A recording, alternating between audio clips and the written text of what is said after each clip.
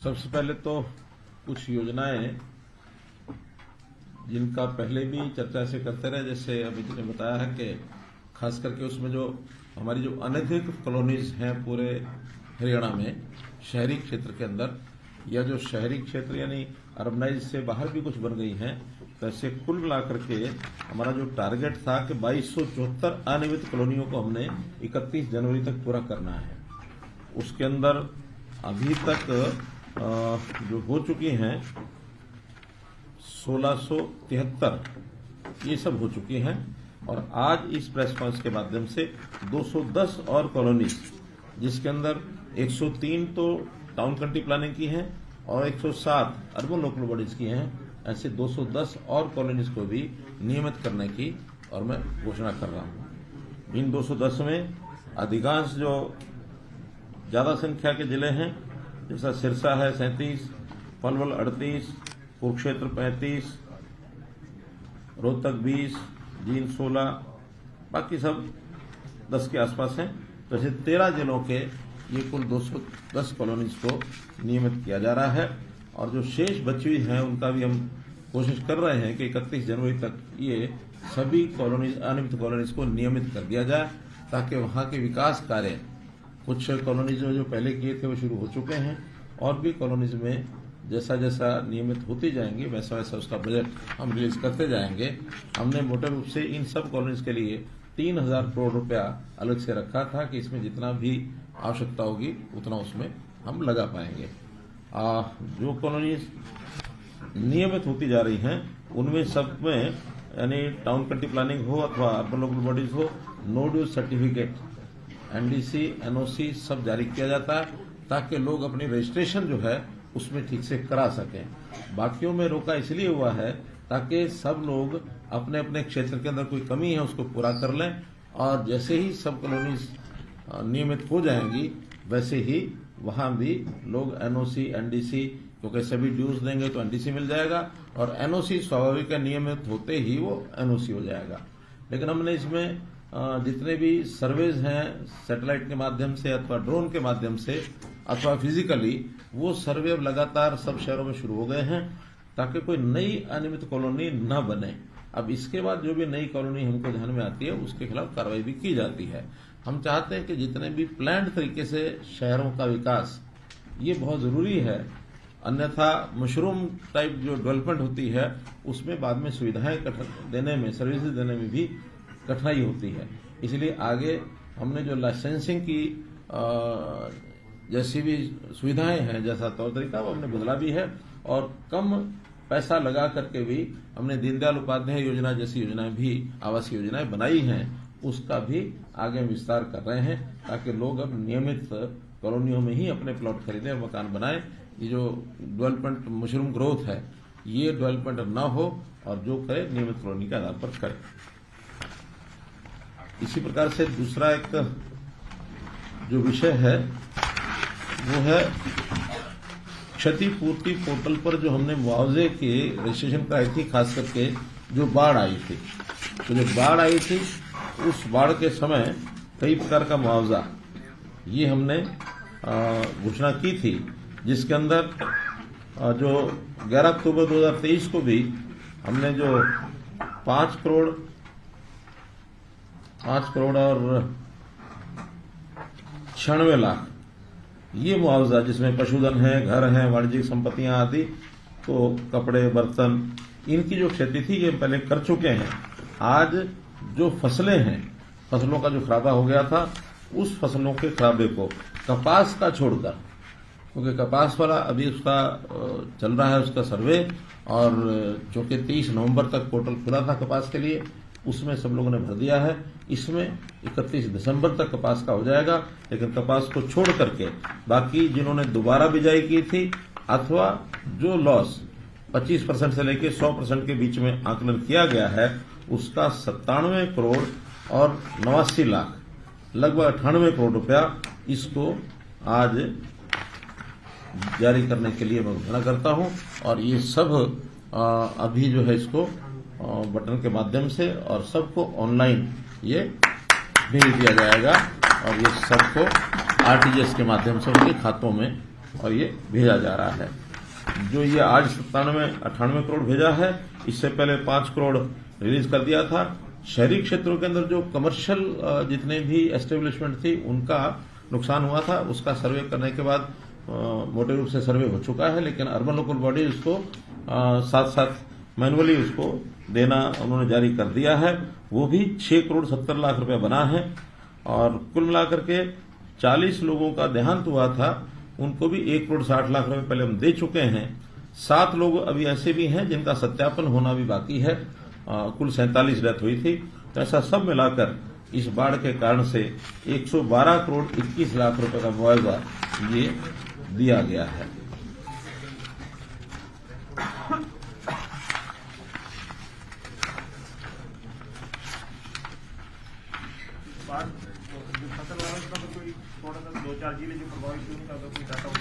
हाँ हाँ, सब जिलों का डाटा है हमारे पास। प्रेस नोट में सारी हाँ, उसमें जो जिन जिलों में ज्यादा मुआवजा दिया गया है 10 करोड़ से ऊपर है, खास करके अंबाला जिला 12 करोड़ 81 लाख, फतेहाबाद 18 करोड़ 65 लाख,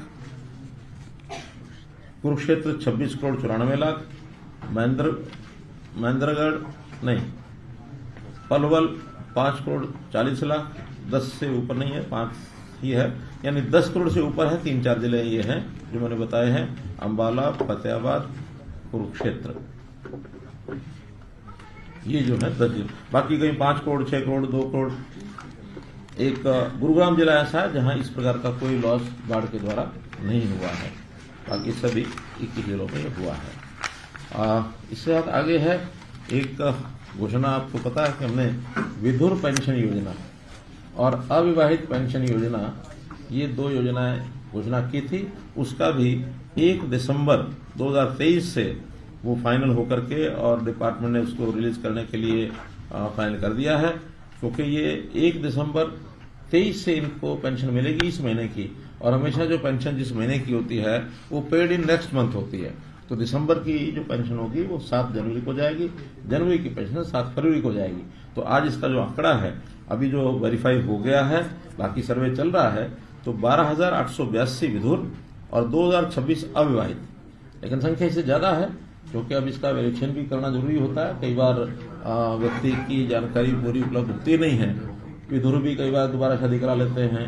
अविवाहित में भी कई बार होता तो ये हो कि हमारे पास अविवाहित लिखा है, शादी कभी हो जाए बीच में तो उसका भी करना पड़ता थोड़ा वेरीफाई। अभी जो वेरीफाई हो चुका है 12,882 विधुर और 2,026 अविवाहित। अभी ये 15,000 के लगभग है, लेकिन मुझे लगता है कि ये संख्या हमारी लगभग 40,000 जाएगी। अभी पीपी से कर रहे हैं।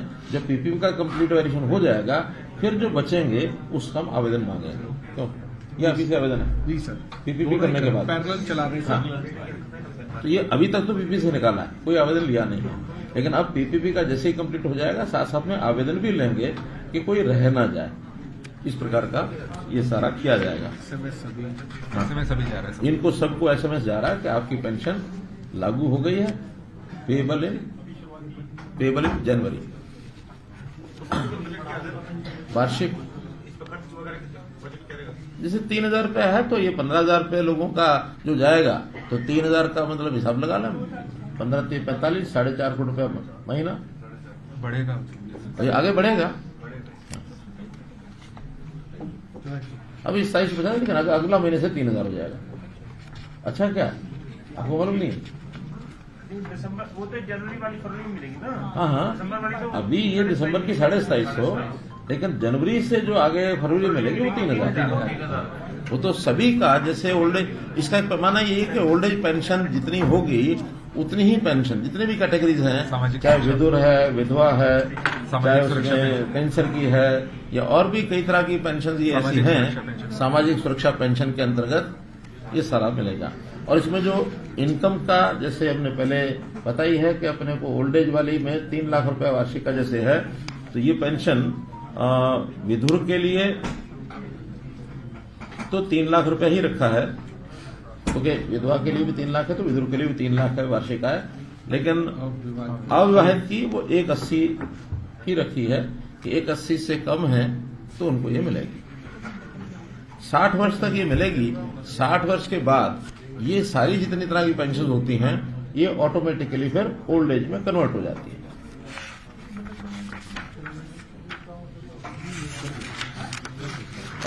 एक सूचना है कि हम HKRN के माध्यम से जैसे लगातार भर्तियां कर रहे हैं, उसमें कुछ तो ऐसी हैं जो पहले से चले आ रहे हैं आउटसोर्सिंग पर, उनको पोर्ट किया है, और कुछ ऐसे जो नए सिरे से HKR पर नौकरियां दे रहे हैं।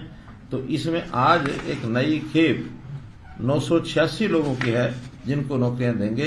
तो उसके लिए भी ऑनलाइन ही हो रहा है। तो इसका यूजर नेम और पासवर्ड डालिए, फिर तो अपने आप हो जाएगा। हाँ। ये पासवर्ड ना बता देना किसी को। कितनी लगी ओटीपी आता है सर, जो ड्यूअल है, मल्टी फैक्टर ऑपरेशन, ओटीपी भी आता है sir. Password plus OTP. OTP तो उसी के पास आएगा जो दबाएगा, वो चाहे देख भी ले, अगली बार अगला दूसरा ओटीपी नया आएगा।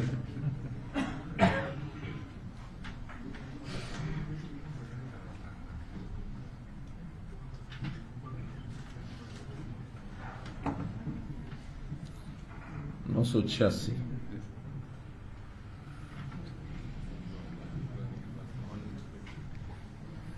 सेंड ऑफर SMS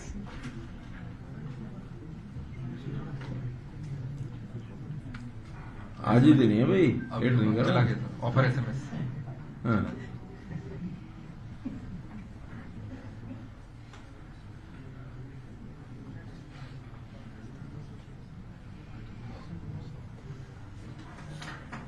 ये जो HKRN का है, इसके पैरामीटर बनाए हुए हमने 5-6 चीजें हैं, वो जल्दी हम पैरामीटर्स पब्लिक भी कर देंगे। इसमें बड़ा एक पैरामीटर था इनकम का।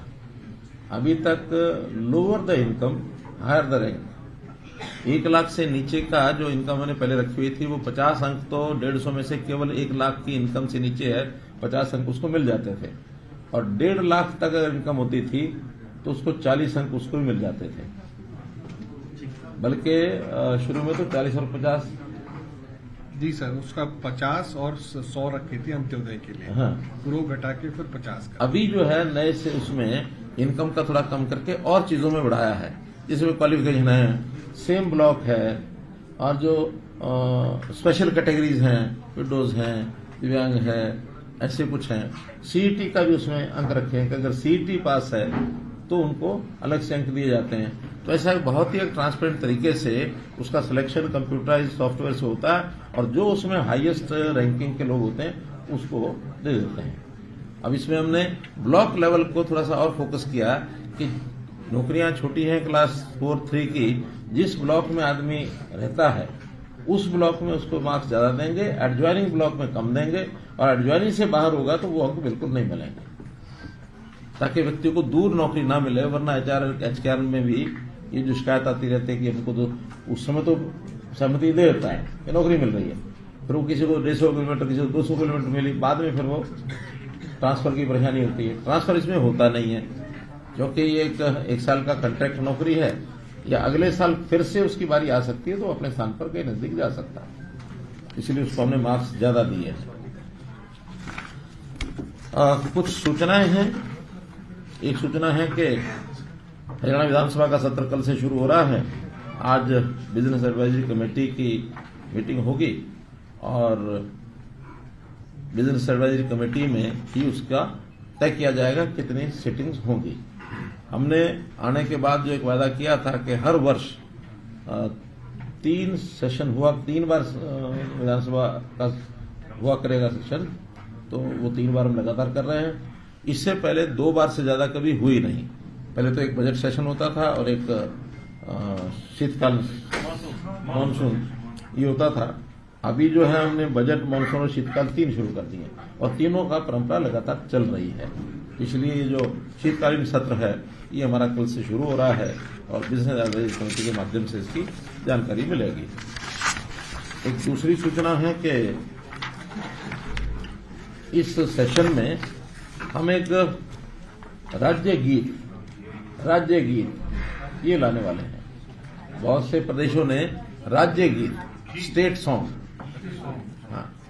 तो स्टेट सॉन्ग विधानसभा में वो विधानसभा के सत्र पर रखेंगे, तो उसमें एक कंपटीशन करके और काफी बड़ी मात्रा में आए थे, फिर शॉर्टलिस्ट 3 गीत हुए हैं, तो 3 गीत कल वहां सबके सामने रखेंगे। उसमें जिस गीत को सबसे ज्यादा वोट मिलेंगे उसको जो है राज्य गीत 1 साल के लिए घोषित करेंगे।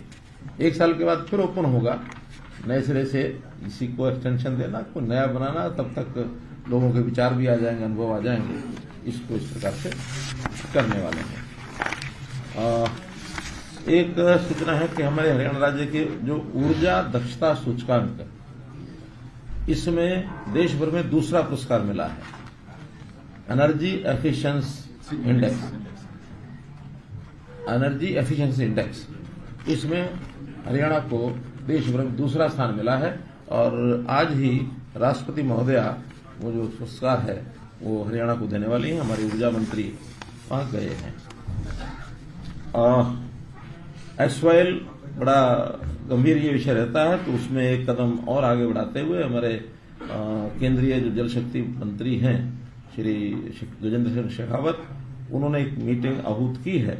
28 दिसंबर को शाम को 4 बजे चंडीगढ़ में ये मीटिंग होगी। ये जानकारी भी आपको देनी है। कुल मिलाकर हाँ, एक विषय और है, मीटिंग में किसको बुलाया है? एक विषय, ये दोनों चीफ मिनिस्टर और जल शक्ति मंत्री विधिवत तो 3 के ही डेलीगेशन होते हैं, बाकी डिपार्टमेंट के सहयोग करने वाले लोग रहेंगे। यानी एक प्रकार से ये ट्राईपार्टाइट मुख्यमंत्री हरियाणा, मुख्यमंत्री पंजाब और जल शक्ति मंत्री। चंडीगढ़ स्थान है, कहीं तय करेंगे, वो तो फिर देखेंगे होस्ट कौन करता है, पंजाब करता है कि हरियाणा करता है। हमने ऑफर की है लेकिन सूचना उधर से ही मिलेगी। अभी तो कल ही अब मीटिंग फाइनल हुई है, तो मैंने आज आपको बता दिया कि ये है। एक और सूचना के रूप में कि हमने कुछ दिन पहले जो छोटे छोटे टॉल थे उनको बंद किया था, आज फिर अध्ययन करा करके, और जो पीडब्ल्यूडी के कुछ टॉल्स हैं, टॉल जहां टैक्स लिया जाता है, ऐसे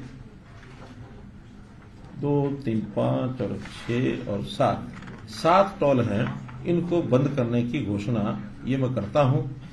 इसमें से कुछ तो है डिपार्टमेंट स्वयं चलाते हैं, उन डिपार्टमेंट्स को तो हम जो भी कोई तिथि आगे निश्चित करके और हम बंद कर देंगे।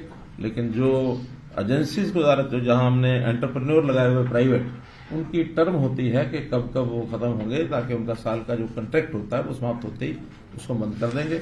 ऐसे जो स्टॉल हैं, इसमें एक है पेहवा पटियाला रोड, जो पंजाब का बॉर्डर है, वहां पर एक चौकर जो स्थान है, वहां स्टेट हाईवे नंबर 9 पर टोल लगता है और इसका सालाना 1,41,00,000 रुपए आता है। और ये डिपार्टमेंटली चल रहा है और इसका 15 अगस्त को इधर ही बैठे। जी सर। आज क्या डेट है? आज सर 14 है सर। 14 तो हम मानो 1 जनवरी से इसको खत्म कर सकते हैं। हाँ, कर सकते हैं 1 जनवरी से, क्योंकि किसी पर्टिकुलर डेट को खत्म करेंगे तो उसमें से आगे बंद हो जाएगा, उसको उनको समेटना ही पड़ता है। तो जो डिपार्टमेंटल हैं उनका हम 1 जनवरी से खत्म करेंगे, और जो कॉन्ट्रैक्ट पर हैं वो उनकी अलग अलग तिथियां मैं बता रहा हूं। होडल नू पटौदा रोड, इस पर 3 टोल हैं। पहला टोल है विलेज सौंद में, दूसरा विलेज चरोदा और तीसरा विलेज पटौदी। तो इन तीनों टोल को message RK Jain infra project, इनको हमने दिया हुआ है। कॉन्ट्रैक्ट का पीरियड ये 5/12/24 को समाप्त हुआ है, और मुझे लगता है ये शायद नया नहीं दिया है। 23 से 24 24 है, 24 1 साल और है अभी तो। हाँ, तो उसके बाद ये नहीं दिया जाएगा। रिन्यू 5/12/23 को ही हुआ होगा ना, अगर 1 साल के लिए हो रहा तो 4/6/23 को रिन्यू हुआ, 18 महीने का दिया होगा ना, 18 महीने का। 18 महीने का दिया है, तो 4/6/23 को ये रिन्यू हुआ है। लेकिन 5/12/24 तक देखेंगे कि इसमें अगर पहले समाप्त करने का कोई प्रावधान होगा तो ठीक है, वरना 5/12/24 से आगे ये नहीं लगेगा। इसका भी जो एनुअल टोल है वो 11.5 करोड़ है। ये तीनों टोल है, तीनों का। फिर राई नाहरा बहादुरगढ़ रोड, यहां 2 टोल हैं। पहला टोल है विलेज बरोता और दूसरा है विलेज बामनौली। इसका कॉन्ट्रैक्ट भी जल्दी खत्म हो रहा है, 12 जनवरी 24 को खत्म हो रहा है, यानी 1 महीने बाद। ये उस 1 महीने के बाद इसको समाप्त करेंगे। इसकी जो दोनों की कलेक्शन है 2,64,00,000। फिर है 6 हो गए। 7वां है पुनाहना जुरहेड़ा रोड, राजस्थान बॉर्डर पर है, गांव सुनेड़ा। ये कंट्रैक्टर है ES मल्टीपर्पज, और इसका जो टोल का पीरियड अगस्त में, अभी 23 में इसको रिन्यू किया था, ये 18 फरवरी 25 तक है। इससे भी 1,21,00,000 रुपया साल का आता है। इसको भी 25 के बाद आगे नहीं दिया जाएगा। फिर है होडलनू पटौदी पटौदा जाटौली, गुड़गांव जिले में है, और ये डिपार्टमेंट चला रहा है इसको भी, तो 1 जनवरी से इसको बंद किया जाएगा। 5,71,00,000 रुपया इस पर साल का आता है। तो ऐसे कुल मिलाकर ये 22,48,00,000 रुपए के सालाना जो टोल हैं, इनको बंद किया जाएगा। कितने टोल बंद करेंगे साहब जनवरी से? अब अलग अलग समय से हैं। जो आज मैंने घोषणा की है उसके अंदर 8 टोल जो है उनकी घोषणा की है। 8 में एक 25 में होगा, एक 24 के थोड़ा लेट साइड में होगा, सर 7 या 8? 1 और 3 4 और 2 6 और एक 7 और 8 8। तो ये कुल मिला करके आज के लिए हाँ।